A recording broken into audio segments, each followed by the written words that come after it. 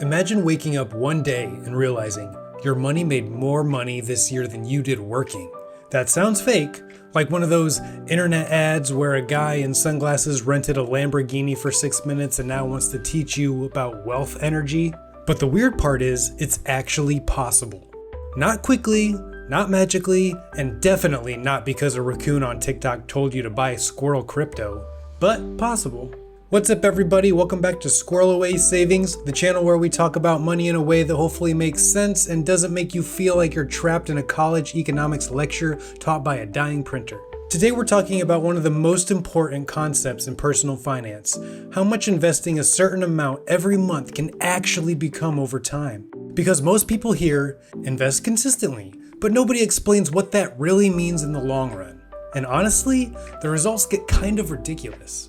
Because investing is one of the only situations in life where small, boring actions become massive outcomes later, like planting one acorn and accidentally creating an entire squirrel civilization.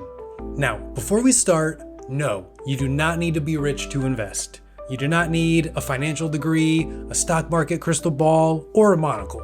And you definitely do not need to be one of those finance influencers who wakes up at 4:12 a.m. to journal next to a waterfall. Most wealth building is actually incredibly boring. And that's good news, because boring is repeatable. Today we're going to look at what happens if Scout invests $100 a month, $300 a month, $500 a month, and eventually larger amounts. And more importantly, we're going to show why time matters way more than most people realize. First, the rule everyone ignores: compound interest, the most overpowered financial mechanic in existence. And somehow, school spends more time teaching us the square root of pine cones. Here's the basic idea. When you invest money, you hopefully earn returns. And then those returns start earning returns. And then those returns start earning returns. It's basically money having children. And then those children get jobs. And suddenly, your acorns are unionized. Let's start simple. What if Scout invests $100 a month? That's it. Which, yes, in today's economy is approximately 2 fast food meals, 1 streaming subscription, and half a tank of emotional support gasoline. But still, $100 invested monthly starting at age 20, assuming around a 10% average stock return, could become roughly $600,000 to $700,000 by retirement. From $100 a month! And this is where people always say, well, that can't be right. But the important part isn't the amount, it's the time. Because Scout invested for decades. Compound growth needs time the same way squirrels need trees. You can't rush it. Now let's compare that to another squirrel. Meet Peanut. Peanut waits until age 35 to start investing. But Peanut invests more. He puts in $300 a month. So Peanut is investing 3 times as much as Scout was originally. Surely Peanut can catch up easily, right? Not necessarily.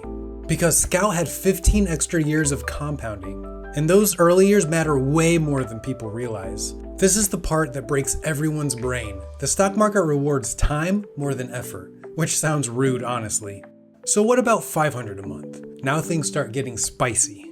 If Scout invests $500 every month starting around age 25, he could potentially end up with well over $1 million by retirement. And before somebody comments, yeah, but inflation. Yes, inflation exists. So does gravity. The point is not the exact number, the point is the habit. Because consistent investing changes your future dramatically. And most people underestimate consistency because it's not exciting. Humans love exciting. That's why people buy lottery tickets instead of index funds. One feels like becoming Batman overnight, the other feels like eating broccoli for 40 years, but the broccoli wins. Now, here's something important. You do not need to pick individual stocks to build wealth. In fact, most professional investors fail to beat the market consistently, which is kind of terrifying to think about. This is why a lot of long-term investors use index funds, because instead of trying to pick one magical company, you buy tiny pieces of hundreds of companies. It's basically, I would like to purchase one economy, please. And historically, that strategy has worked very well over long periods of time. The hardest part of investing that nobody talks about is not understanding it. It's continuing when things get scary. Because eventually, the market drops. Sometimes a little, sometimes a lot. And suddenly, everyone becomes an economist. Your barber has opinions, your cousin posts motivational wolf quotes, some guy online predicts the collapse of civilization every Tuesday. And this is where many people panic. They sell. They stop investing. They convince themselves the system is broken. But historically, the market has recovered from crashes, recessions, wars, inflation, housing collapses, and approximately 14 billion headlines saying, "This time it's different." Long-term investing works because humans continue to build things. Companies continue existing, technology improves, economies grow, slowly, messily, but usually upwards over long periods. Now, let's talk about the big mistake, lifestyle inflation. You start making more money, and instead of investing more, you just upgrade everything. Bigger apartment, new car, luxury coffee, a refrigerator with Wi-Fi for some reason, and suddenly your income doubled, but your investing stayed the same. This is why some people make $40,000 and build wealth, while others make $150,000 and somehow are still stressed every month. Income matters, but behavior matters more.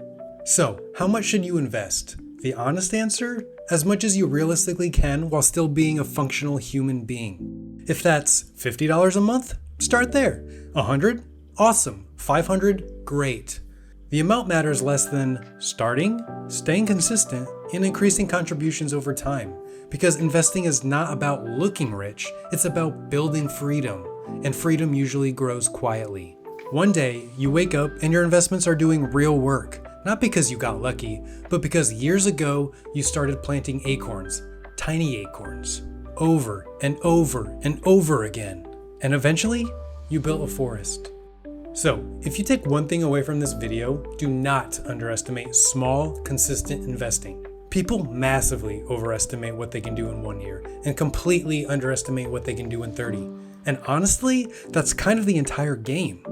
If you enjoyed this video, subscribe and join the Squirrel Colony. We've got more videos coming on money, investing, avoiding financial disasters, and probably Bradley making some terrible purchases.